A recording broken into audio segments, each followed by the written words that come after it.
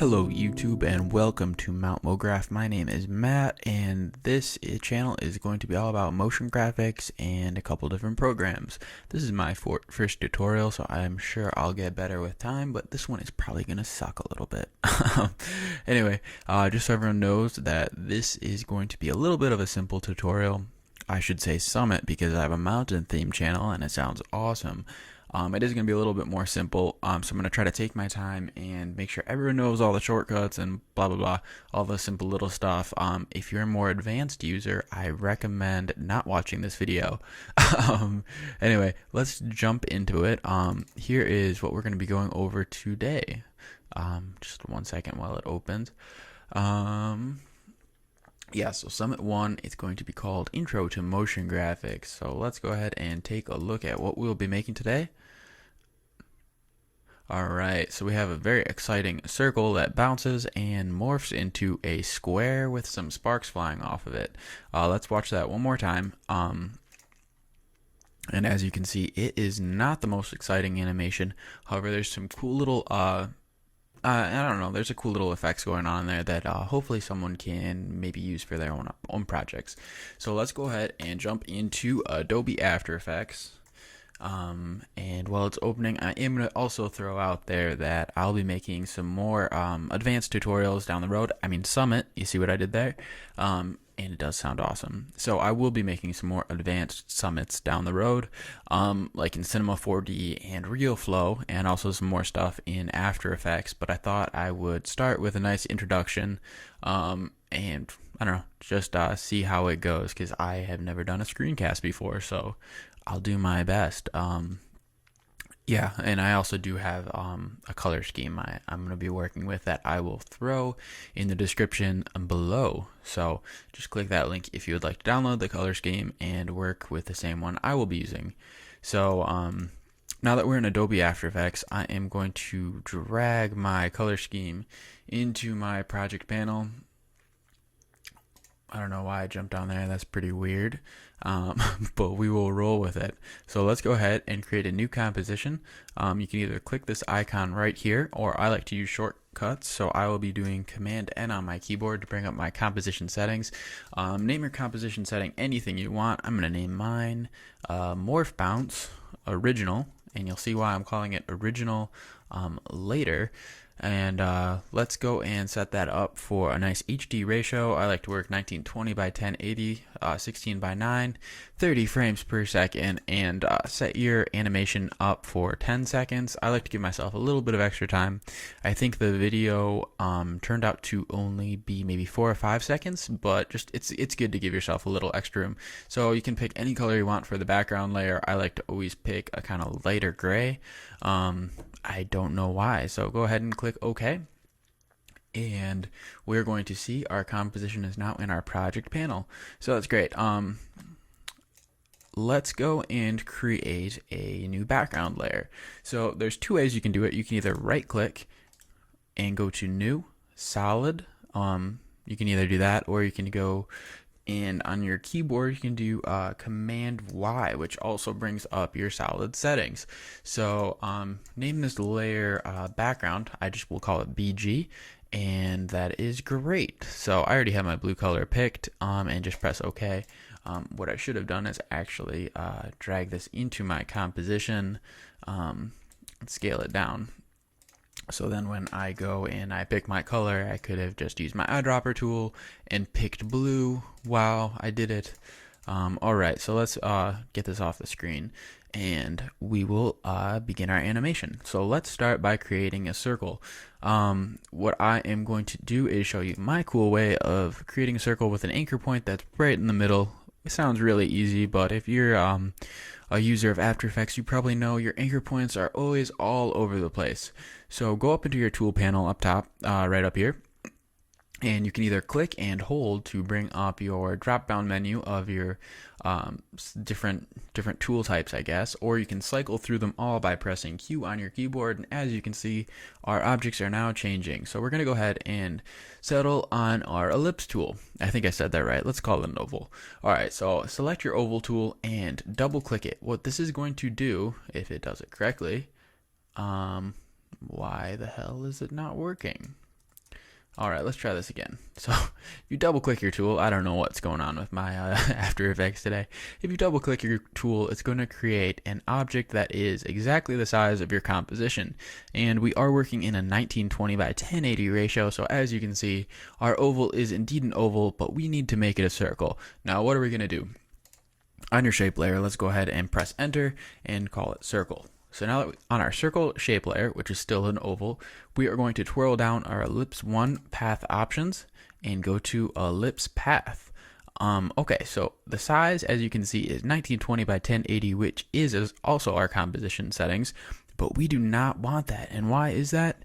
Well, because we want a circle. So there's two ways you can do it. On your constraint proportions button, you can hold option on your keyboard, double click, and as you can see, we wind up with the same number.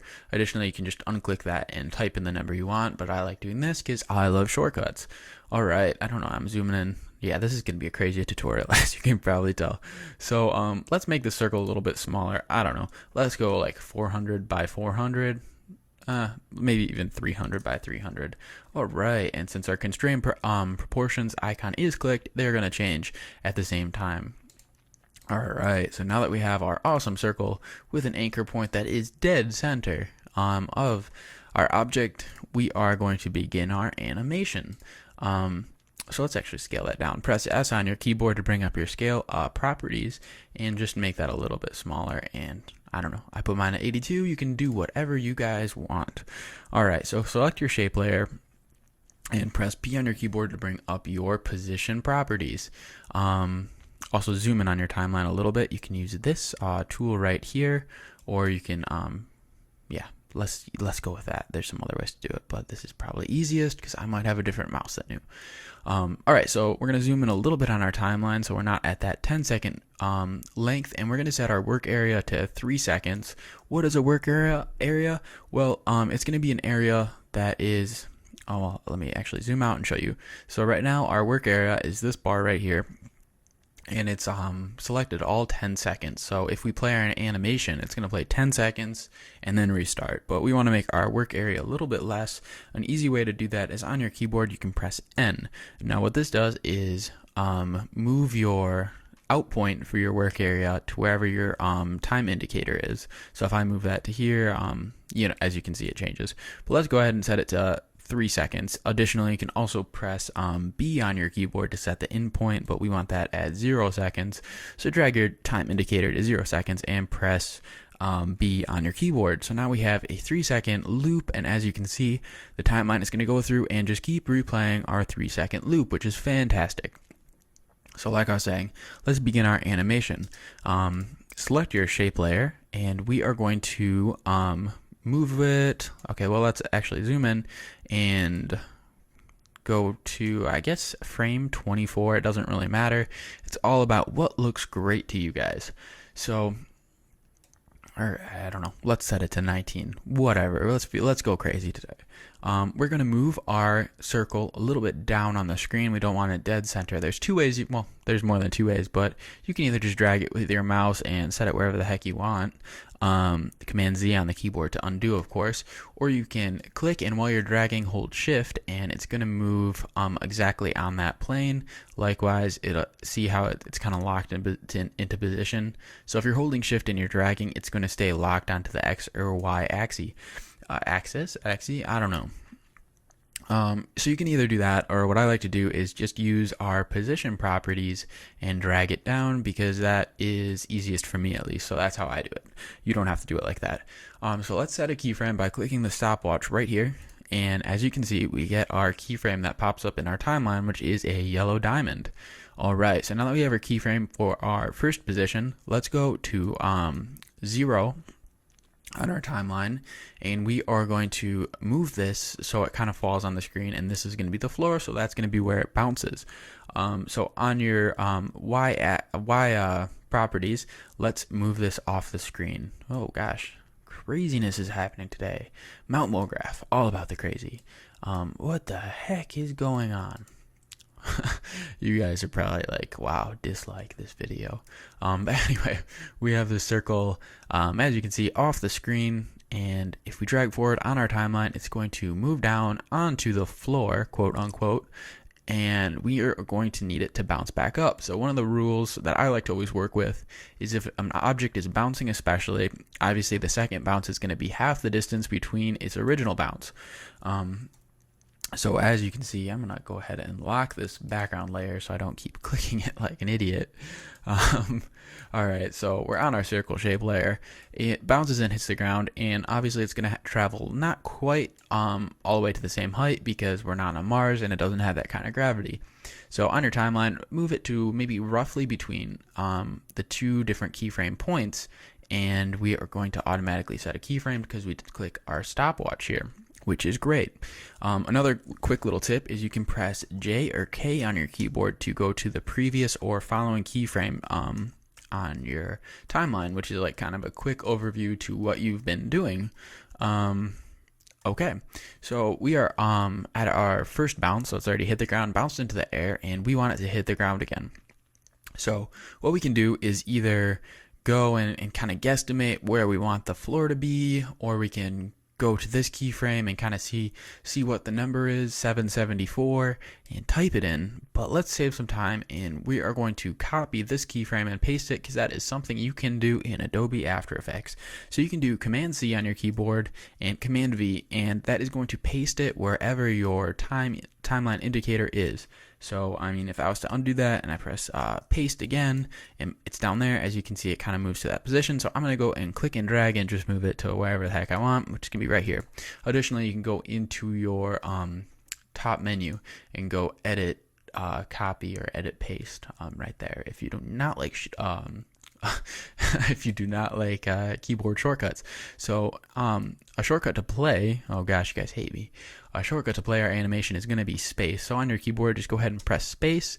And as you can see, we have this awesome animation that will play on a loop because we've set our work area to 3 seconds instead of watching it just sit on the floor for all 10 seconds, which would be awful. If you guys are getting these bounding boxes around your icon, your objects, whatever, I don't even know what I'm saying. All you have to do is just click anywhere on your layers panel or your layer selection on your timeline, like off of them, and just play it again. And now you can see we have this awesome animation to enjoy without a bounding box. Wow. All right, so as you can see, this is a very static animation so far, and it's not very exciting. And so what we're going to do is create all these keyframes to be easy ease, which means there's an interpolation. I don't know if I'm saying these words right, but you know, I'm more of a maker than a talker, I guess. But so what we're going to do is make all these keyframes to be to look a little better. So what we can do is use your selection marquee and select all your keyframes so they are highlighted in yellow, and you can right click and go down to keyframe assistant, easy ease. I will use the keyboard shortcut F9, and as you can see, they change it into this this different symbol. So great. Now what has that done? Let's press space and see. So easy ease is basically a way to interpolate between your keyframes. So what it does is it's going to slowly leave this keyframe and gain speed, and then slowly lose speed as it hits the next keyframe. So how are we going to make this still a little bit better? Because now it looks like we are floating in a pool, which is not a good look for an animation. So let's go into our graph editor. Our graph editor is going to be this icon on the far right of your layer panel right here. So let's go and click that. Actually, let's select our keyframes and click it. So now we should be in this kind of view where you see our graph editor, which looks like something from math class. When I first started using Adobe After Effects, I was like, oh my god, what is this? I hate this. But you know what? I've grown to work with it. Can't say I love it, but you know, it's not as bad as it looks. So let's fit all of our graphs to view, which is going to be this button right here. Fit all graphs to view and click it. So as you can see, it kind of zooms in and fits all graphs to view. Exactly what it says. So if we're looking at this, also I should say, I always use edit speed graph. I find like it's the most helpful one. There's some other choices I don't really mess around. So if your view does not look like mine, I would go and select this option, and go to edit speed graph, and yours should look just like mine. or very similar, and it's kind of like some hills or mountains since we're on Mount Mograph. All right. So like I was saying, it kind of eases out of this keyframe, gains speed, and the fastest point of the animation, this is kind of like your speed side right here, is going to be halfway between those points, because easy ease gives you like a Bezier handle, which you can select and see, and just makes them equal. So an easy way to make this more dynamic is to kind of mess with our Bezier handles and get our graphs to look different. So since we're working with an animation that's going to be a little bit on the cartoony side, we can kind of exaggerate our movement. So I would like to make it look like it's slowly gaining speed and all of a sudden be moving really fast and like abruptly hit the ground. So I'm going to select this Bezier handle by using my selection marquee or just clicking on it, and I'm going to drag it out. So what does this do? Well, like I was saying, now it's going to even more slowly gain speed until its fastest point, instead of being in the middle, is going to be closer to the end of this animation. So it's going to slowly gain speed and be really, really fast, hit the ground, and then what's it going to do? Well, we are going to want it to abruptly bounce up, so select this keyframe by clicking it, or using your selection marquee by clicking and dragging. And in order for us to make this kind of shoot up in the air, we are not going to be dragging it out like our first graph, because this would make it slowly gain speed, again, which is going to look really funky. So let's play that and see why we don't want to do that. So as you can see now, it's like, what the heck is going on? We kind of go fast, hits the ground, and then like, what is this? I don't even know. So we do not want that animation.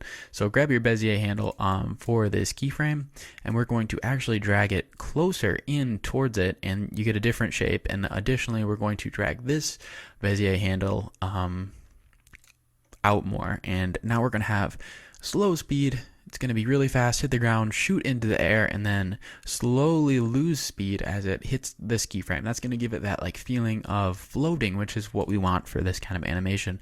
Additionally, now that it's going to be floating, we're going to want it to slowly lose speed and come back to the ground very fast. So on our third portion of this animation right here, we're going to make a graph very similar to our first one.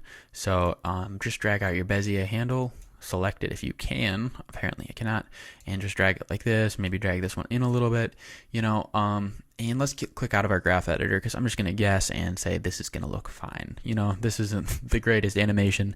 I'm just trying to get some important points over to you, not parts. And we're going to zoom out of our timeline, because we were zoomed in and it was Godzilla. Alright, so let's play our animation. Select off all of your layers and press space on your keyboard, and wow, it kind of has a really amazing thing. I should get nominated for this. So it falls onto the screen very quickly, hits the ground, kind of floats for a second, and comes back. Well, great, we have this circle. It floats around. It looks a little bit better than it did before. Now what? Well, alright, there's a couple other things we can do. Like every object in real life, if it's going to bend a little bit while it's in the air. By bend, what do you mean? Well, every object reacts to its environment. Right now, it's kind of like a static shape, which is not going to be very exciting. So what are we going to do? Well, go into your circle layer. Another quick little tip is you can press U on your keyboard to minimize all your animated properties, or U on your keyboard to bring up all your animated properties. Right now I only have position stuff keyframes, so that's all that's happening, which is not too exciting. So what we're going to now do is animate the size of our circle to kind of get those exaggerated animation movements. So what we're going to do is click this little arrow over here and twirl down our circle properties, twirl down our contents properties, twirl down our ellipse properties, twirl down our ellipse path options. This is getting ridiculous. We're going in. And as you can see, we now have our size properties, which we originally messed with to get our circle instead of an ellipse. Ellipse, I really don't know how to say that. Our oval. So our oval to our circle. All right, so let's just set a random keyframe by clicking our stopwatch. And well, that is kind of useless because we have our keyframes kind of grayed out. So like I was saying, if you just want to hit U, select your shape layer, hit U on your keyboard, and it is going to select all the animated properties, which are now going to be our position keyframes and our size keyframes.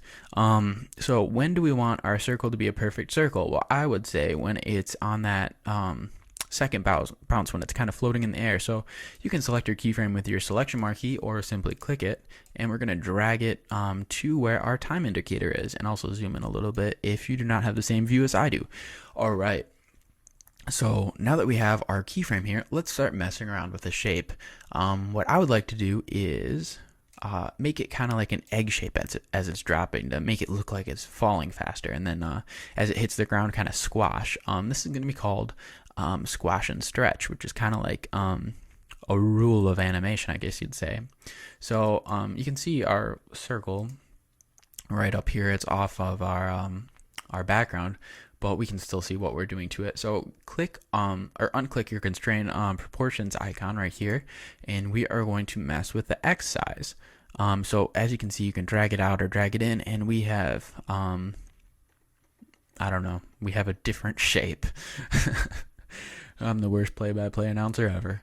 All right, so we have I just set it to whatever you want, but basically you want kind of like an egg shape. An over-exaggerated egg shape is what we're rocking with. All right, so we're now going to want to keep that shape.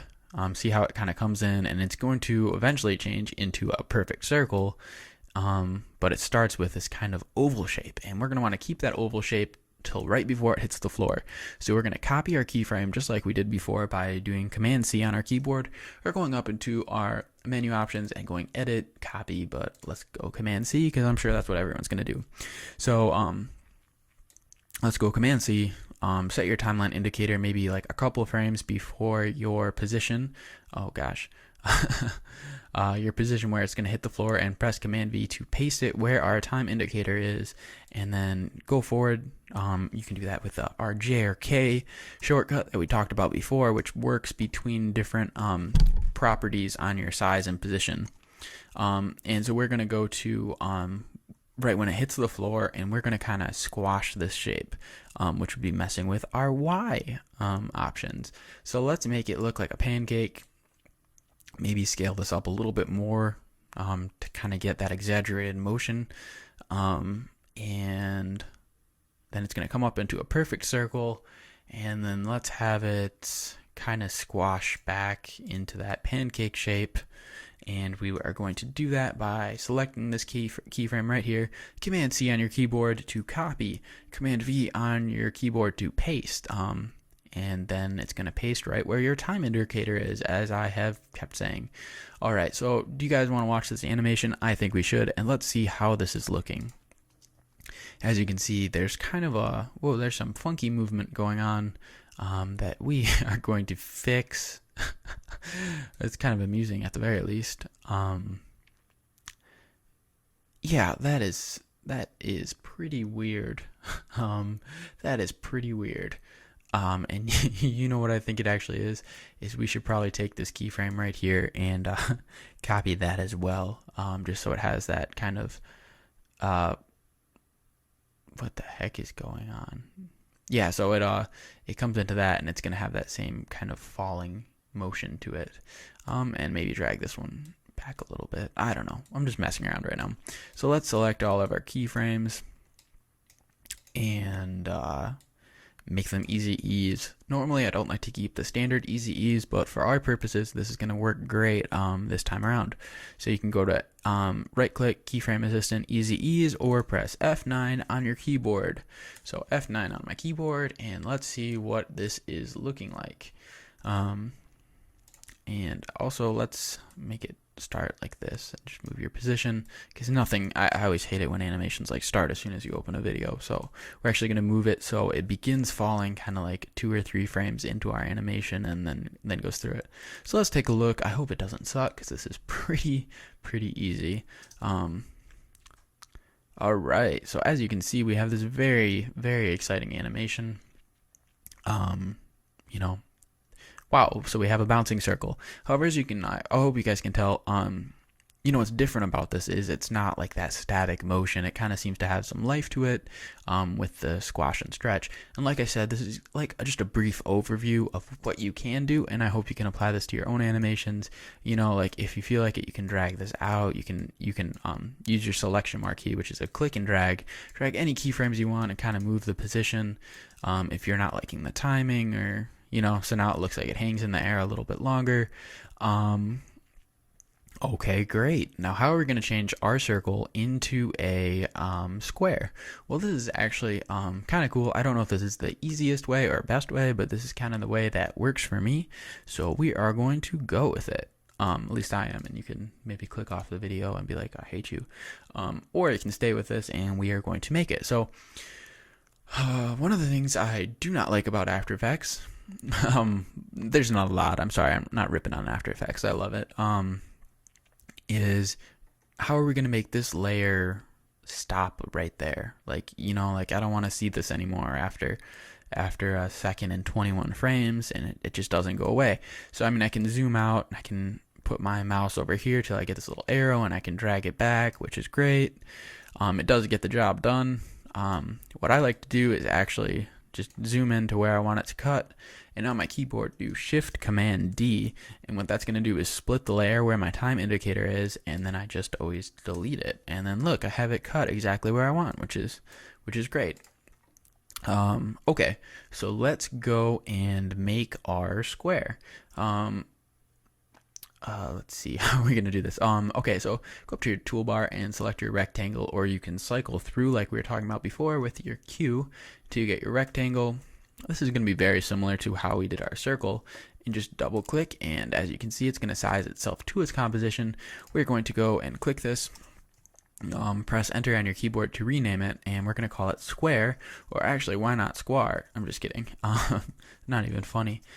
So square, go to your contents, twirl down your contents, twirl down your rectangle 1 properties, twirl down your rectangle path 1 options, go to your size, and like we said, option click your constrain proportions icon, and we're going to get a square, which is great. But let's go and just drag this down. Like, actually, I forgot to tell you guys, if you just hover your mouse over it, you should get this little pointer finger with an arrow, and this means you can like drag it up or down. But let's just scale this down to roughly the same size as our circle.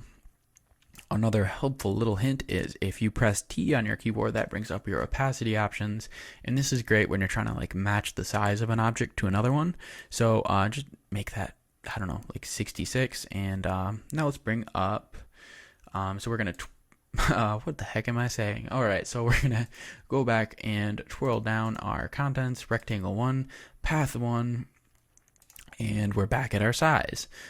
So you know what we should do is probably copy our position keyframe of our circle, and alright, so press J, and we'll go back exactly to where our keyframe is on that layer.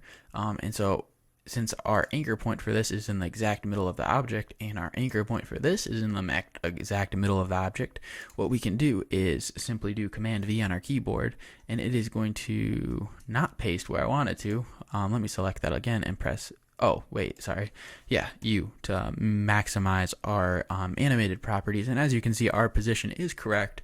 It is exactly where the circle is. You can press Z on your keyboard to bring up your zoom in properties, and just click, and as you can see, they are lined up almost perfectly. At least the anchor points are in the right place. So once again, press U on your keyboard to minimize all your animated properties, and now twirl down, twirl down, twirl down, twirl down, and we are going to be at our size properties. So just make it, oh god, sorry, so just make this roughly the same size. And that seems just about right to my eyes. And yeah, all right, where am I going with this? Let me just think for a second. All right, and just set a keyframe and click U on your keyboard to bring up your animated properties, just so we can see our position and size, because that is what we are going to be working with just for a second anyway. And drag those forward just slightly, and we are going to see how since this layer is cut off with our Shift Command D, it just kind of disappears, which is one of the sneaky little things you can do with motion graphics, is just like change objects, and if it happens quick, no one notices. Obviously, we're not going to have it change exactly into a square all of a sudden, because that looks really, really weird. Also on this layer, do Shift Command D, and we're actually going to delete its first layer, square, so we are going to keep its square 2 layer, and just press enter on your keyboard, rename that square, and here we go. Alright, so we have it hit the ground, it changes into a square, and we need our square to bounce up, which we are going to do. Press U on your keyboard to see your square properties, and we're just going to go ahead and keep this easy and copy our position properties. We're actually going to take it from, see, this is where it starts, which is off the screen, and then we have our bounce on the floor, bounce in the air, and back to the floor. So we're going to take those 3 keyframes with our selection marquee, press copy on your keyboard, use your timeline indicator to put it exactly. Well, you can also do J or K. Sorry, I'm getting all scatterbrained. Alright, so go to your position properties on your square, press Command V on your keyboard, and it is going to paste those options so we don't have to go into our graph editor and remake our graph. So now, well, let's play this whole thing, and we'll actually drag out our work area. You can do that, or like we said, you can go to maybe like 4 seconds and press N on your keyboard to set your work area. And let's play this. So we have it bouncing.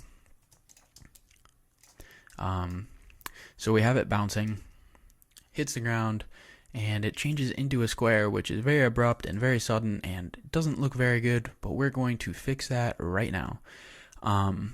Okay, so take your position properties, or sorry, your size properties of your square, and make it so it's going to be a square at the top of its bounce, which is right there. So press Command V, and it's going to paste your keyframe where your current time indicator is, which is great. So how are we going to make this square into a circle?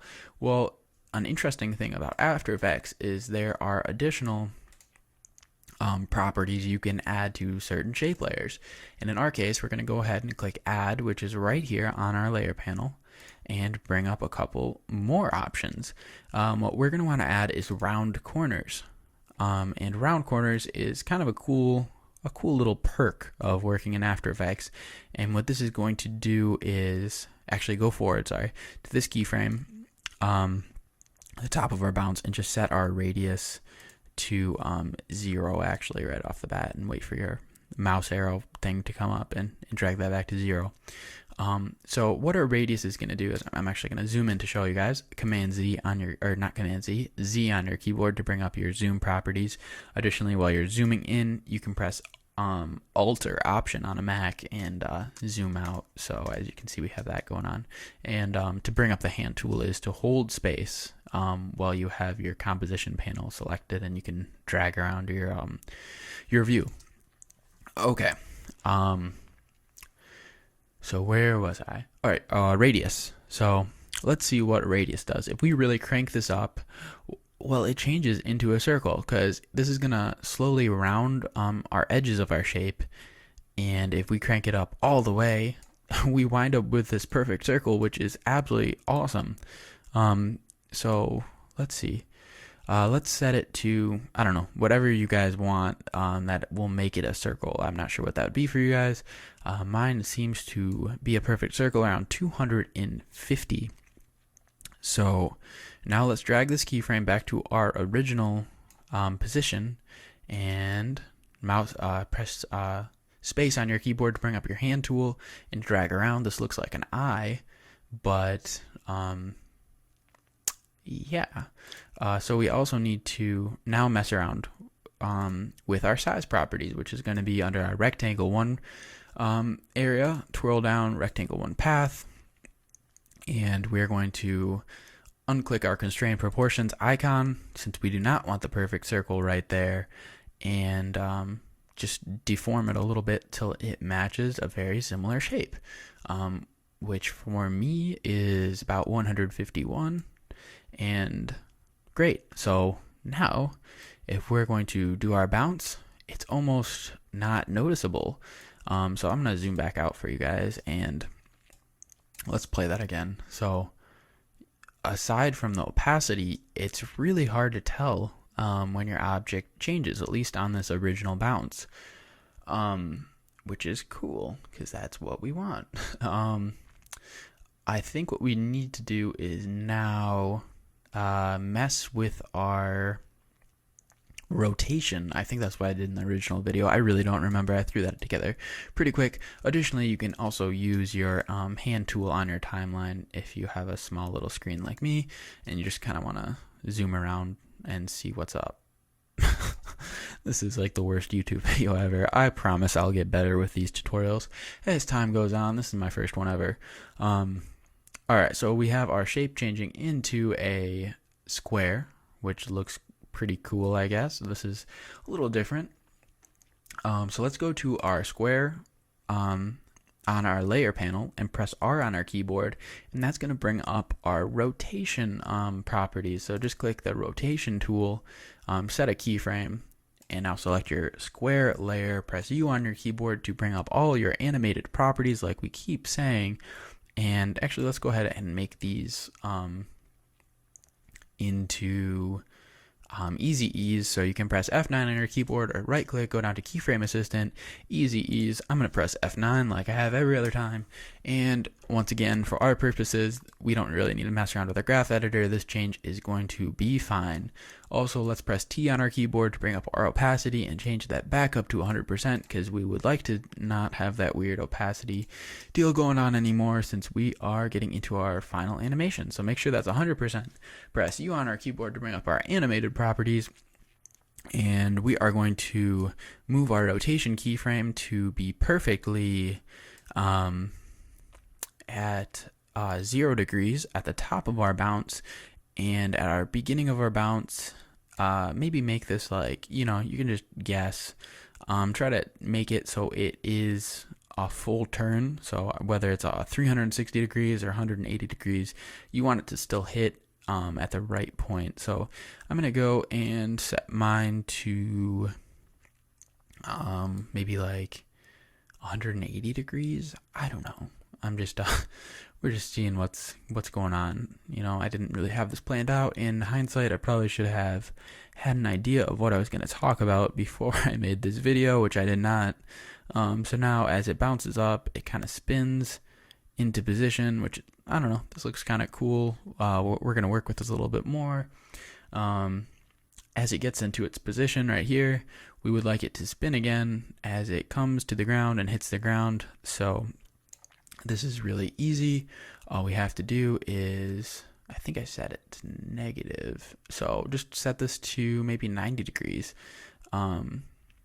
since we don't need to do the full turn like we did originally. So now it's going to hit the ground, bounce into air, and land. And how are we going to make this even more exciting?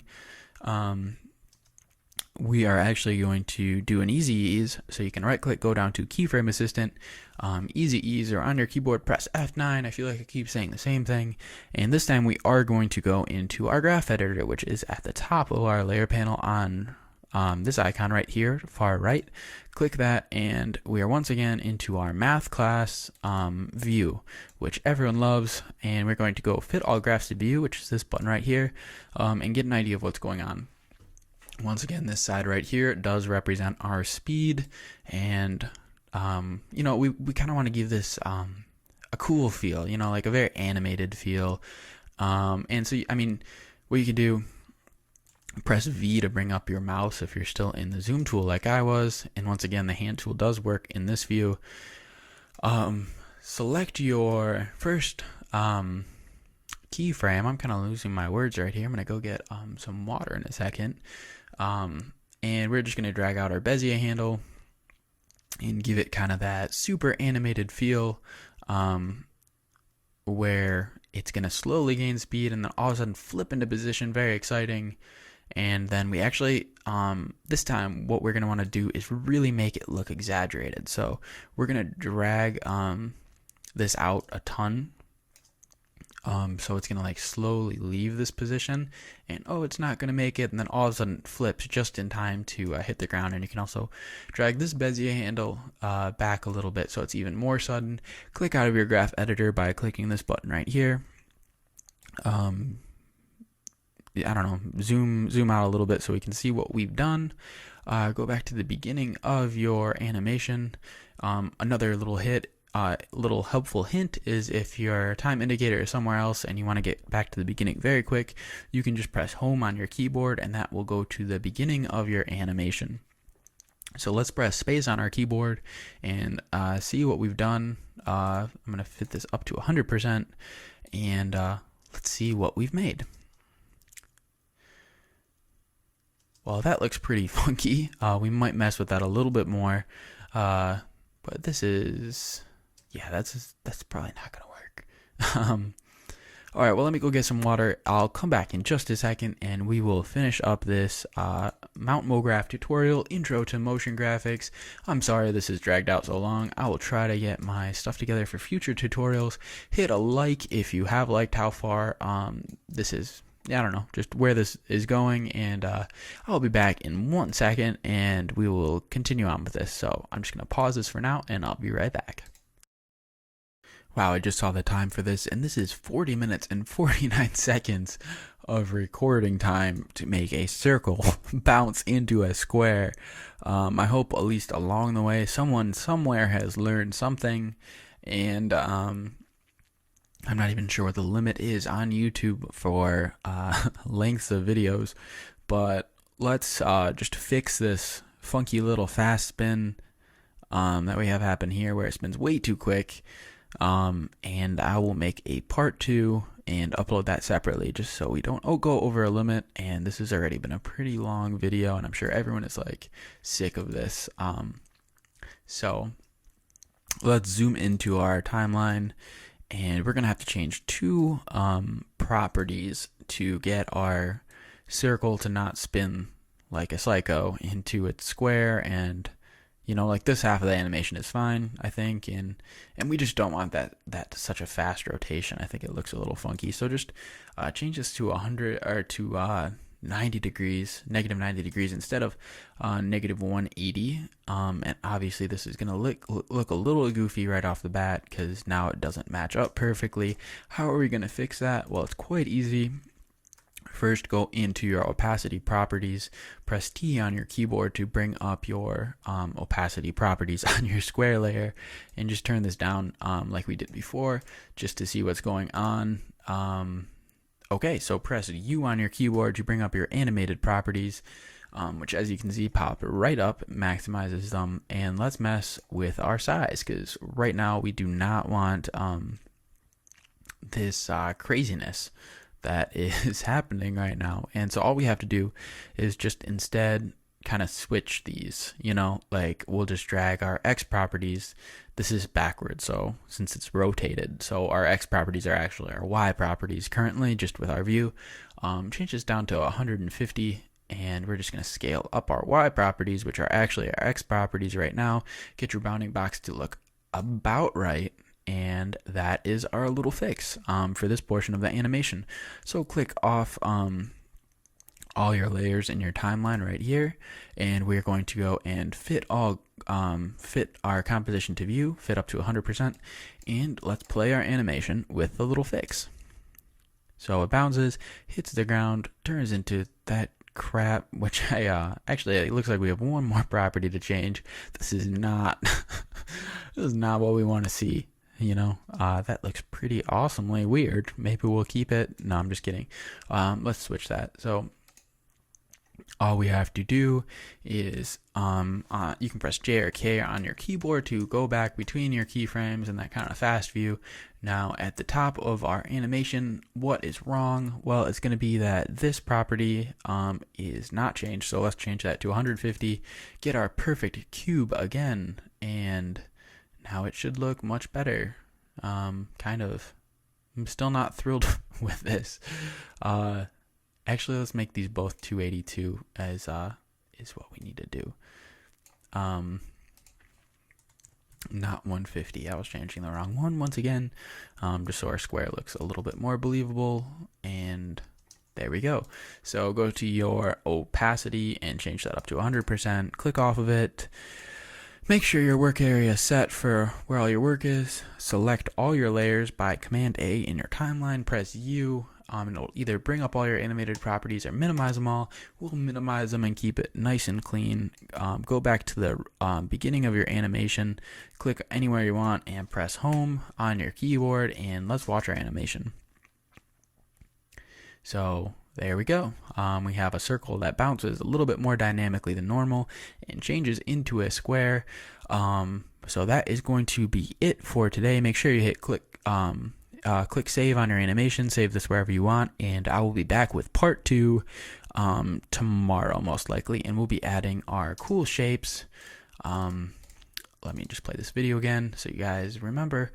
We'll be adding our cool little sparks and also our expansion mask to change between these, and all of these things can kind of be taken and put into other animations and make the animations you are working on, if you're a pro, just a little bit better. So anyway, this is Mount MoGraph Summit 1 Intro to Motion Graphics Part 1. If you liked kind of this tutorial, Summit, hit like, and if you hate it, hit dislike.